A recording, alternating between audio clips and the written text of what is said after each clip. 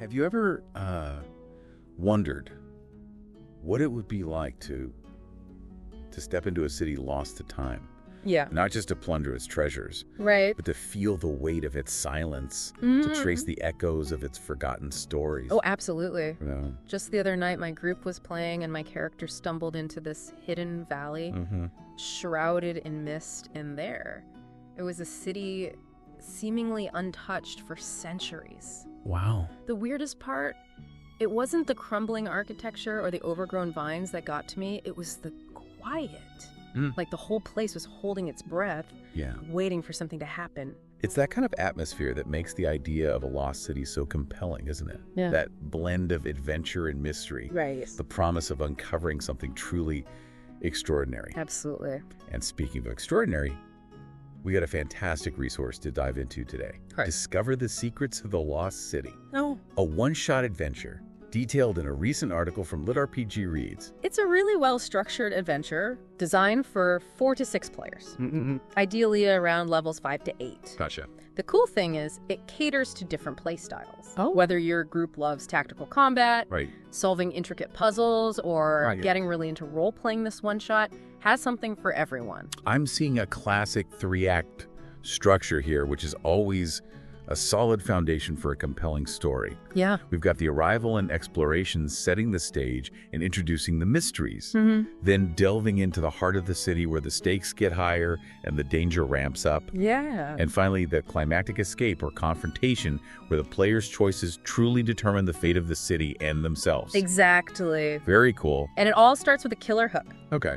The article suggests a few options. Mm-hmm. A mysterious map leading to the city's location, Okay. a wealthy patron with their own agenda, or even whispers of powerful artifacts hidden within the ruins. Each hook can be personalized for each player, weaving their backstories and motivations into the narrative. Now, I love that idea of personalizing the stakes. Yeah. Imagine a cleric receiving visions of the city from their deity, urging them to uncover a lost relic. Right. Or a rogue tempted by rumors of cursed treasure, Uh-huh. their greed battling their better judgment. What about a character driven by rivalry, chasing after a competitor who's already on the trail of the city's secrets? The possibilities are endless. And to make things even more interesting, Rob? the article suggests introducing a key NPC early on. Okay. Someone who seems helpful on the surface but might have their own motives. This could be a scholar obsessed with the city's history, Right. a seasoned explorer scarred by a past expedition, or even a seemingly harmless local with a hidden agenda. Ooh. This adds a layer of uncertainty and intrigue, Yeah. making the players question who they can truly trust. Okay, so we've got the players, their motivations, a potentially unreliable guide, Right. and a sense of impending doom. Yeah. Now it's time for the journey itself. And this is where the environment comes alive. Right. The article emphasizes the importance of using vivid descriptions to immerse the players in the world. Imagine hacking through a dense jungle filled with poisonous plants Yeah. and camouflaged predators, Right. or navigating a scorching desert with blinding sandstorms Oh, yeah. and treacherous dunes that shift with every step. I love the example they give of a minor encounter to Yeah. really set the tone. Yeah. Stumbling upon the remains of a previous expedition, their bodies ravaged by the elements, or something far more sinister. Right. Or picture facing off against territorial beasts, giving the players a taste of the dangers lurking ahead. Yeah. It's a fantastic way to foreshadow the challenges to come and build tension right from the start. And to further test their skills. Yeah. Why not throw in a skill-based challenge? Oh. Think about treacherous cliffs that demand expert climbing techniques, ancient traps that require careful disarming, or landmarks that need to be deciphered to stay on course. Right. It's a chance for each player to shine, Yeah. using their unique abilities to contribute to the group's success. And finally, after all that, Yeah. they arrive at the Lost City. The article describes it as a place of eerie grandeur, Okay. with towering ziggurats draped in vines, weathered statues with fractured faces, Wow. a testament to a civilization swallowed by time. Yeah. But it's the silence that's truly unsettling, a stillness that hints at the secrets waiting to be uncovered. It's that moment of arrival that sends chills down your spine, isn't it? Right. The realization that you've stepped into a place forgotten by time, a place where the past and present collide. But the moment they cross that threshold, the danger becomes very real. Crumbling platforms threaten to collapse underfoot. Right. Unstable ruins create deadly obstacles. And ancient wards hum with arcane energy, ready to unleash their power on those who trespass. It's like the city itself becomes an adversary, testing the player's every move. Wow. And as they venture deeper, Yeah. they start to uncover fragments of the city's history. Murals depicting rituals or scenes of the civilization's downfall. Okay. Tablets inscribed with an indecipherable language. Powerful artifacts that hum with latent magic. These clues offer tantalizing glimpses into what happened, drawing the players deeper into the mystery. I can picture the players moving through the city, starting in the outer ruins, where scavengers lurk among the rubble. Right. Then reaching a grand plaza, once bustling with life, but now eerily silent, littered with toppled statues. And finally they arrive at the central structure, a massive temple or ziggurat that promises answers, but also holds the greatest dangers. Right. This journey from the periphery to the heart of the city is a fantastic way to build suspense and anticipation. Absolutely. And it's within the city itself that the major encounters come into play. Okay. The article suggests a few that are particularly evocative, starting with the Guardians of the Gate. Gotcha. Imagine massive constructs or undead sentinels, their bodies etched with ancient runes. Wow. Guarding key locations and testing the party's combat prowess. It's a classic encounter, but one that can be elevated by tying it to the city's lore. Right. And giving these guardians a sense of purpose beyond mindless aggression. Exactly. That's a great point. Instead of just being obstacles to overcome, these guardians can become characters in their own right. Perhaps remnants of a once noble order tasked with protecting the city's secrets, or even tragic figures cursed to guard the ruins for eternity. And then there's the puzzle room. Yes. A chamber filled with magical glyphs that shift and change, forming riddles, or requiring precise alignment to unlock a hidden passage. Right. It's a chance for the players to put their heads together, using their combined intellect and skills to overcome the challenge. I love the idea of a puzzle that requires more than just finding the right combination or solving a logic problem. Right. Imagine glyphs that respond to specific spells, items, or even emotions, forcing the players to think outside the box and use their creativity to find a solution. And what's really intriguing is the introduction of rival adventurers. Oh. Another group with their own agenda. Okay. Perhaps driven by greed, ambition, or even a desire to stop the players from uncovering the city's secrets. Wow. This adds a layer of complexity and unpredictability, forcing the players to consider their options carefully. This could lead to some really interesting role-playing opportunities. Do they negotiate a truce to share information? Right. Or perhaps even betray each other for a chance at the city's treasures? The rival group injects a healthy dose of tension and moral ambiguity into the adventure. Then there's the heart of the city. The location of a powerful relic tied to the Ancient's downfall. Right. This relic could be a source of immense power and key to understanding the city's fate, or even a Pandora's box that unleashes a new threat upon the world. The heart of the city is that classic MacGuffin that drives the narrative forward, isn't it? It's the ultimate goal, the thing that everyone is after, and the source of both hope and danger. Right. And as the players get closer to uncovering it, the city itself might awaken. Imagine dormant traps activating, ancient wards flaring to life, and constructs or creatures roused from their slumber, making the city a living, breathing adversary. It's a fantastic way to raise the stakes and create a sense of urgency. The city is no longer just a static environment.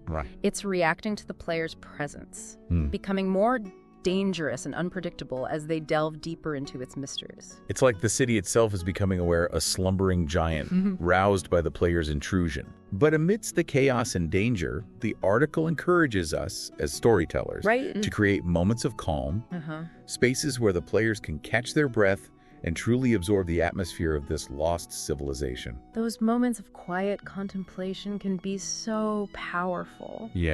Imagine the players discovering a statue untouched by time, its face frozen in an expression of eternal sorrow, Or perhaps they stumble upon a library. Oh, wow. Its scrolls crumbling to dust, but still whispering secrets of a forgotten age. That'd be really cool. It's a reminder that this wasn't just a collection of ruins, Right. but a place where people lived, loved, and ultimately met their end. It's those little details that make the world feel real. Yeah. They give it weight and history. Absolutely. And speaking of history, the article also encourages exploration beyond the main path. Right. It suggests adding hidden pathways that lead to forgotten chambers, crumbling rooftops that offer breathtaking views of the ruins, or submerged tunnels that test the player's resourcefulness. It's that sense of discovery, that thrill of uncovering something unexpected that makes exploring a lost city so rewarding. Right. But of course, with reward comes risk. Yeah. Wandering off the beaten path could lead to a deadly encounter, a trap that was meant to deter even the ancients themselves. It's a delicate balance, isn't it? Yeah. Encouraging exploration while still maintaining a sense of danger. Right. And then the final act. Stakes are at their highest. The city is fully aware of the intrusion, and the players face a choice. Yeah. A climactic escape. Right. Or a final confrontation. This is where the player's actions truly have consequences. Okay. It's not just about getting out alive. It's about the impact they've had on the city and potentially the world beyond. Did they disturb an ancient evil? Unleash a power they can't control? Wow. Or did they manage to contain the threat, becoming unsung heroes who saved the world from a forgotten danger? The article suggests two potential climaxes, both equally thrilling. The first is a final battle against a colossal guardian, perhaps a creature of immense power tied to the city's magic. Picture the players facing off against a towering construct, the ground shaking with each step it takes. Wow. As they desperately try to protect themselves and maybe even the city itself. The sheer scale of that encounter would be terrifying. Yeah. But the article also emphasizes player agency, offering alternatives to brute force. Right. Perhaps they could negotiate with the Guardian, appealing to its long-forgotten purpose, or use an artifact they've found to subdue it. Oh, that's cool. It's a chance to add depth to the encounter and make it more than just a boss fight. I love that. It's not just about hacking and slashing. Right. It's about thinking strategically and using their resources wisely. And if they choose to escape, Yeah. the city itself becomes the adversary. Right. Imagine crumbling walls, collapsing tunnels, and magical surges threatening to consume them as they desperately try to flee the ruins. It becomes a heart-pounding race against time. A desperate scramble for survival as the city unleashes its full fury upon them. But even in escape, there are choices to be made. Do they risk their lives to save an NPC who helped them along the way? Right. Do they attempt to salvage a relic knowing the potential danger it could unleash? It's those choices that make the adventure truly memorable. Yeah. It's not just about whether they succeed or fail. It's about the weight of their decisions and the lasting impact they have on the world. Absolutely. Their actions should have consequences. Right. Did they disturb an ancient evil that now threatens the surrounding lands? Did they unleash a power they can't control? Right. Or perhaps they managed to contain the threat, becoming unsung heroes who saved the world from a forgotten danger. It's fascinating to consider how the city's fate becomes intertwined with the players' destinies. Right. Did they bring peace to the restless spirits that haunted the ruins? Or did their actions condemn the city to further decay and obscurity? It's a question that can linger long after the adventure is over. Now let's talk about the creatures that inhabit this lost city. The article highlights two in particular that really capture the imagination. The Ancient Sentinel and the Wraith of the Ancients. The Ancient Sentinel is described as a towering construct, a testament to the Ancients' mastery of magic and technology. Imagine a hulking figure of metal and stone 3 times the height of a man. Wow. Its body covered in glowing glyphs that pulse with arcane energy. And it's not just a mindless brute. Right. Instead of simply listing its stats, the article suggests giving it abilities that reflect its ancient origins and purpose. Maybe it has magic resistance, arcane slam attacks, or even a rune shockwave that can devastate multiple enemies. What I find fascinating is that the Sentinel isn't inherently evil. It's a protector, albeit a corrupted one, driven by its ancient programming to defend the city from intruders. This opens up possibilities for players to interact with it in ways other than just combat. Yeah. Perhaps they could use an artifact to temporarily disable it. Right. Or even appeal to its sense of duty. Hmm. It's a chance to add depth to the encounter and make it more than just a boss fight. Now, the Wraith of the Ancients. Yeah. This one is a bit more chilling. Right. It's described as a shadowy predator born from the city's curse. Mm-hmm. Its form shifting and distorted. Its eyes burning with an eerie light. The Wraith embodies the city's tragic past. Wow. It was once a powerful spellcaster, now twisted and corrupted by the very magic that destroyed its civilization. Okay. This makes it not just a terrifying foe, Right. but also a potential source of information about the city's history and the nature of the curse that binds it. The article suggests giving it abilities like necrotic drain, allowing it to siphon life force from its victims. Right. And Shadow Step giving it the ability to teleport short distances, appearing and disappearing like a phantom. The Wraith is a master of stealth and psychological warfare, preying on the player's fears and striking when they're most vulnerable. Ooh, that's scary. Imagine the chilling effect of a terror aura causing those around it to tremble in fear as it whispers cryptic warnings in a long-forgotten language. Next, let's delve into the NPCs who inhabit this world. Those characters who can guide the players, provide assistance, or perhaps even betray them for their own selfish goals. Right. The article focuses on two key NPCs, Okay. the mysterious patron and the rival leader. The mysterious patron is the one who sets the adventure in motion. Okay. They're the ones who hire the party, providing them with information about the lost city and perhaps even funding their expedition. But their motives are shrouded in secrecy. Ooh. Are they a retired scholar obsessed with uncovering the city's secrets? Right. A wealthy noble seeking a lost artifact? Or perhaps they have a more sinister agenda, using the players as pawns in their own game. The article suggests giving the patron an air of intrigue, a charismatic but guarded personality that keeps the players guessing.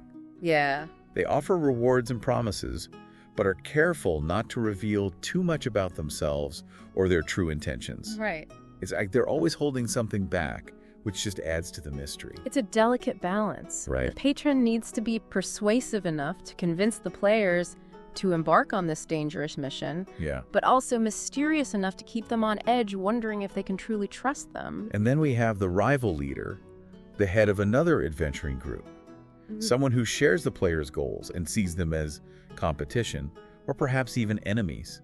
This could be a battle-hardened warrior driven by greed, a cunning rogue who thrives on outsmarting others, Right. or perhaps even a powerful mage seeking to control the city's magic for their own ends.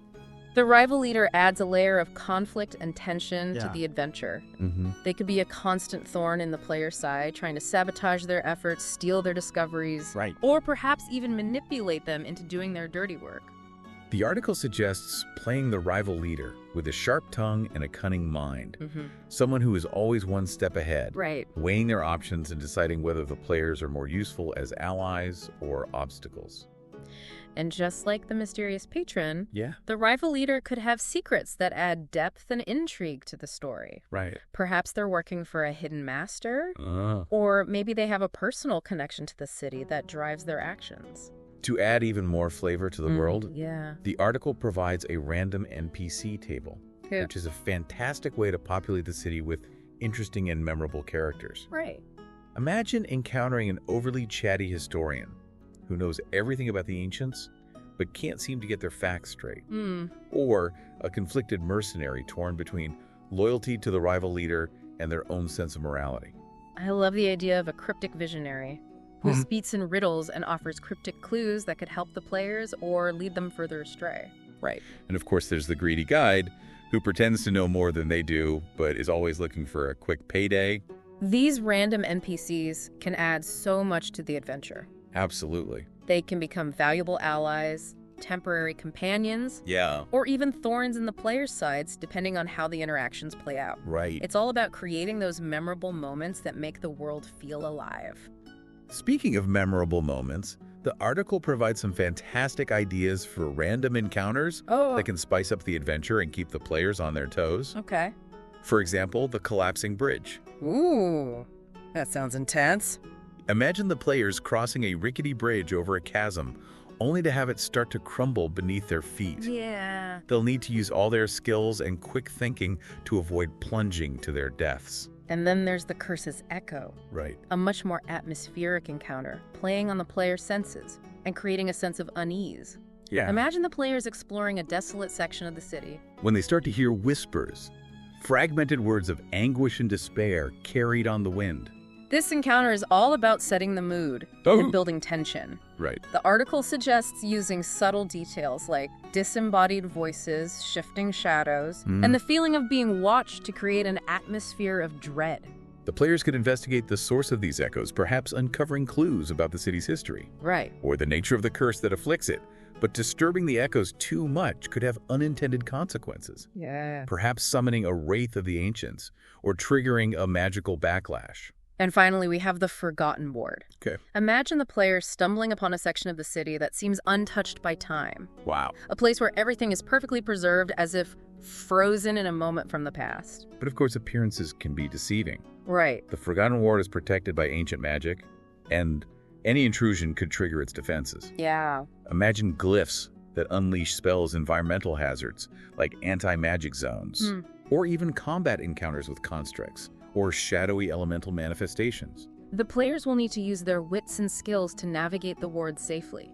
They might have to decipher ancient inscriptions, disarm magical triggers, Right. or find a way to disable the ward's defenses before they become trapped or overwhelmed. The article also provides 2 random encounter tables, one for the journey to the city, and one for exploring the ruins themselves. Right. These tables are packed with creative ideas that can be easily incorporated into the adventure, adding unexpected twists and turns to the story.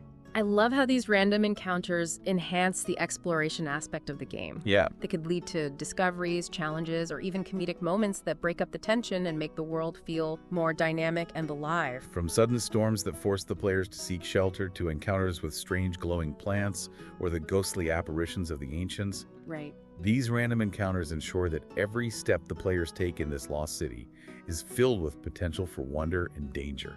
And the beauty of these tables is that they're incredibly flexible. You can easily adjust them to fit your campaign setting, Right. the level of your players, Right. and the overall tone of the adventure you're trying to create. It's all about making it your own. You know, one of the things that really struck me about this adventure Yeah. is how much emphasis it places on player agency. Right. It's not just about following a set path.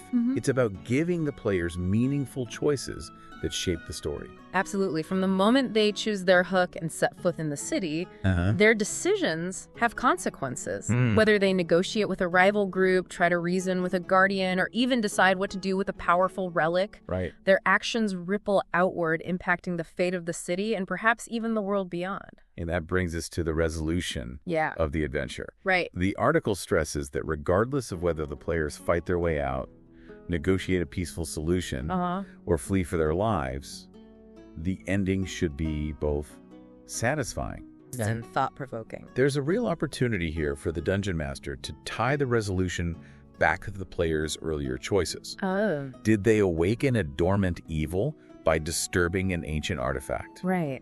Did their actions appease the city spirits or condemn it to further decay? It's a chance to make the ending feel earned and to leave the players with lingering questions.